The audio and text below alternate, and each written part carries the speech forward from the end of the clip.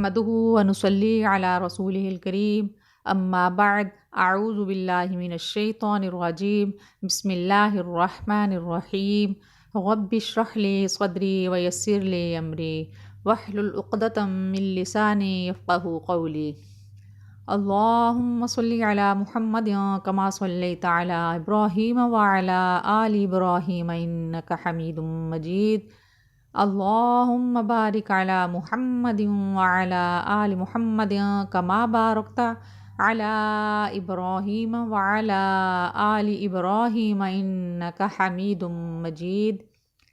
لاکھوں کروڑوں درود نبی کریم صلی اللہ علیہ وآلہ وسلم پر۔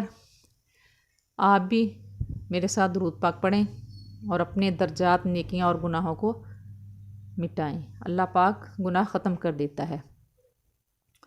آج جو میرا موضوع ہے وہ ہے فرقہ واریت۔ فرقہ واریت میں پڑھنے سے بہتر ہے اللہ تعالیٰ نے جو احکامات جاری کیے ہیں، اللہ تعالیٰ نے قرآن پاک میں ہمیں فرمایا ہے جو کام کرنے کے لیے ہم بس وہ کریں۔ فرقہ واریت جو ہے یہ ہمیں برباد کرتی جا رہی ہے، یہ تباہ کر رہی ہے، مسلمانوں کو آپس میں ہی ایک دوسرے سے لڑوا رہی ہے، ایک دوسرے پہ فتوے لگا رہے ہیں۔ تو دوسروں کی فکر چھوڑ کر ہم صرف اگر اپنی فکر کریں تو یہ ہمارے لیے بہتر ہے۔ اللہ تعالیٰ قیامت کے دن یہ نہیں پوچھے گا کہ تمہارا ہمسایہ کیا کر رہا تھا، بلکہ اللہ تعالیٰ نے ہم سے سوال کرنا ہے کہ تو دنیا میں کیا کر کے آیا ہے، کیا کرتا تھا، یہ کیا وہ کیا، سارا کچھ جو کیا وہ اللہ تعالیٰ نے اس کا ہم سے حساب لینا ہے، کسی دوسرے کا نہیں۔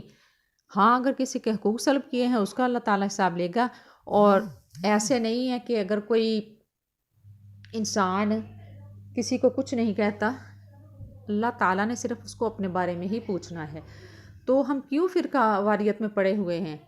کوئی اہل حدیث، اہل سنت، سب انسان ہیں۔ سب سے پہلے ہم ایک باپ اور ماں کی اولاد ہیں، حضرت آدم علیہ السلام اور حضرت حوا کی اولاد ہیں ہم۔ تو کیوں ہم ایک ماں باپ کی اولاد ہو کر کوئی ادھر بھاگ رہا ہے، کوئی ادھر؟ ہم ایک درخت کی سب ٹہنیاں ہیں، شاخیں ادھر ادھر ہو گئی ہیں، ہماری منزل بھی ایک ہے۔ جب ہماری منزل ایک ہے تو ہم کیوں نہ اپنی منزل کی طرف توجہ کریں، نہ کہ ہم ادھر ادھر بھاگ کر وہ کیا کر رہا ہے فلاں مذہب۔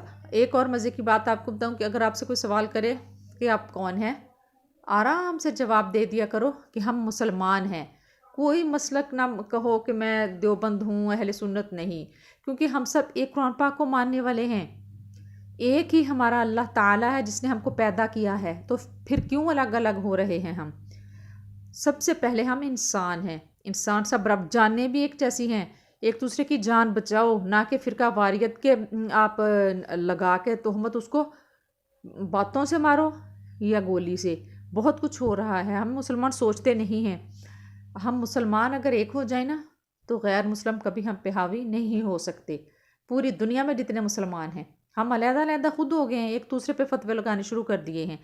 یہ خدارہ یہ بات آپ بالکل بھول جائیں، ہم مسلمان ہیں، ہمیں اللہ تعالیٰ نے نماز، روزہ، حج اور زکوٰۃ کا حکم دیا ہے، تو اس پہ ہماری توجہ نہیں۔ ہم اس پہ مسئلے بھی نہیں کرتے کہ آپ زکوٰۃ ادا کریں، روزہ رکھیں، نماز فرض ہے وہ ادا کریں۔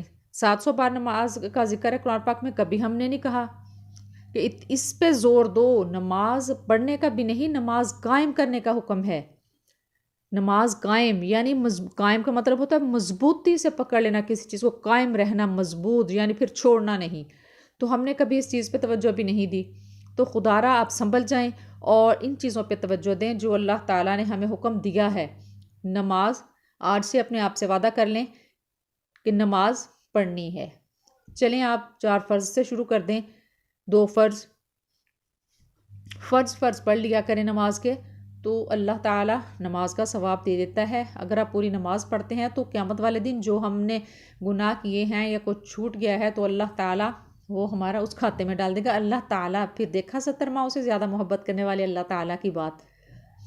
قرآن پاک میں بھی اللہ تعالیٰ فرماتا ہے واللہ ذو فضل عظیم، اللہ تعالیٰ بہت فضل کرنے والا ہے، عظیم بڑا، یہ نہیں کہ عدل عظیم، عدل کرنے والا نہیں فرمایا۔ تو سوچو اگر اللہ تعالیٰ عدل کرنے پہ آ جائے تو کوئی ہے ایسا ماں کا لال جو بچ جائے گا؟ کوئی نہیں۔ ہم اتنے گناہ کرتے ہیں، قدم قدم پہ گناہ کرتے ہیں۔ حضرت عمر فاروق رضی اللہ تعالیٰ عنہ نے فرمایا کہ اگر ہم اپنی ایک غلطی پہ ایک کنکر اپنے گھر میں رکھنا شروع کر دیں تو ہمارا گھر جو ہے نا ہمیں چلنے کے لیے جگہ نہ ملے، اتنے کنکر جمع ہو جائیں جتنے ہم گناہ کرتے ہیں، لیکن ہماری توجہ نہیں ہے۔ ہر وقت فرقہ واریت کو چھوڑ کے اللہ تعالیٰ کو یاد رکھو، اللہ تعالیٰ کے جو بتائے ہوئے ہمیں ہیں وہ ان پہ عمل کیا جائے، ہمارے اعمال اچھے ہونے چاہیے جو قیامت والے دن ہمیں ساتھ دیں گے، ہمارے کام آئیں گے۔ تو کیوں ہم اس الٹے چکروں میں پڑے ہوئے ہیں؟ آپ عبادت کریں اللہ تعالیٰ کی، یہ نہ سوچتے رہا کریں کہ میں فلاں انسان کے بارے میں کہوں کہ وہ کیسا ہے، بلکہ ہر وقت منہ سے اللہ تعالیٰ کا کوئی نہ کوئی ذکر کرتے رہا کریں چلتے پھرتے۔ اللہ تعالیٰ یہ تو نہیں فرماتا کہ آپ ایک جگہ ہی بیٹھ جاؤ، سارے کام چھوڑ کے آپ میری عبادت کرو۔ اللہ تعالیٰ کی عبادت کرنے کے لیے فرشتے کافی ہیں۔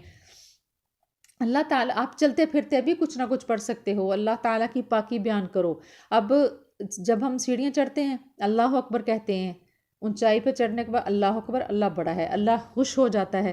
پھر جب ہم اتریں سیڑھیوں سے سبحان اللہ، زور تو نہیں نہ لگتا، ایک سٹیپ اتریں سبحان اللہ، تو پتہ نہیں ہم کتنی باری اللہ تعالیٰ کا پاکی بیان کر دیتے ہیں اللہ تعالیٰ کی۔ راستے میں جاتے ہیں بازار میں تو پڑھتے جائیں، کوئی نہ کوئی اللہ تعالیٰ کے نام کا ورد کرتے جائیں، ادھر ادھر دیکھنے کی بجائے اللہ کا ذکر، دل بہت خوش ہوتا ہے اس چیز سے۔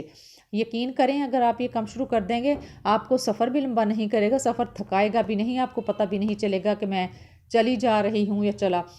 اکیلی لڑکیاں نہیں، میں ماں باپ بزرگ جو ہیں ان سے بھی، بہن بھائیوں بیٹیوں بیٹوں سے، سب سے میری گزارش ہے کوئی نہ کوئی اللہ تعالیٰ کا نام آپ لیتے رہا کریں۔ تو یہ ادھر ادھر کی باتیں چھوڑیں، اپنا لگاؤ صرف اپنے دین کی طرف کریں۔ میں جس جامعہ میں پڑھی ہوں ہماری ٹیچر ہمیں کہا کرتی تھی کہ اگر کوئی مفتی یا عالم اگر کسی کے خلاف بیان کرے تو آپ اس کا بیان بھی نہیں سنیں۔ ہمیں اللہ تعالیٰ نے یہ کہا ہی نہیں کہ دنیا میں جاؤ اور دیکھو فلاں انسان کیا کر رہا ہے فلاں، ہمیں تو صرف یہ حکم ہے آپ جاؤ، نماز روزہ حج زکوٰۃ، حج کی استطاعت ہے تو کرو، یہ سارا کچھ کرو۔ انسانوں کی ہمدردی کے لیے بھیجا ہے، لیکن ہم کہتے ہیں کہ کسی انسان کے حصے کا رزق ہے وہ بھی ہمارے پاس ہی آ جائے۔ وہ کہتے ہیں نا کہ مقام شکر ہے کہ رزق اس کے ہاتھ ہے، کہ روزی جو ہے اللہ تعالیٰ کے ہاتھ میں ہے ہر انسان کو دینا۔ اگر یہ حق بھی انسان کو دیا ہوتا تو کیا ہوتا؟ بے شک اگر کسی انسان کے ہاتھ میں روزی دینا ہوتا نا تو وہ کبھی سارا کچھ اپنے پاس ہی رکھتا، انسان پتہ نہیں کیسے کتنے بھوکے مر جاتے۔ اللہ تعالیٰ نے کتنا اعتدال ہر چیز میں رکھا ہے کہ زکوٰۃ دو کہ غریبوں کا بھی پیٹ بھرے، قربانی کرو غریب بھی گوشت کھائیں، صدقہ کرو جو مستحق لوگ ہیں نہیں کھا سکتے وہ کھائیں، تو فائدہ دونوں طرف انسانوں کا ہو رہا ہے۔ سبحان اللہ، کیا شان ہے اللہ تعالیٰ کی جس نے ہمیں پیدا کیا۔ قربان جاؤں میں اللہ تعالیٰ کی شان پہ۔ تو آج کے بعد آپ فرقہ واریت کی باتیں چھوڑیں، اللہ تعالیٰ پہ اور اپنے نبی کریم صلی اللہ علیہ وسلم کی محبت اپنے دلوں میں بھر لیں، یہی ہمارے لیے کافی ہے۔ چلیں آج کے لیے اتنا ہی۔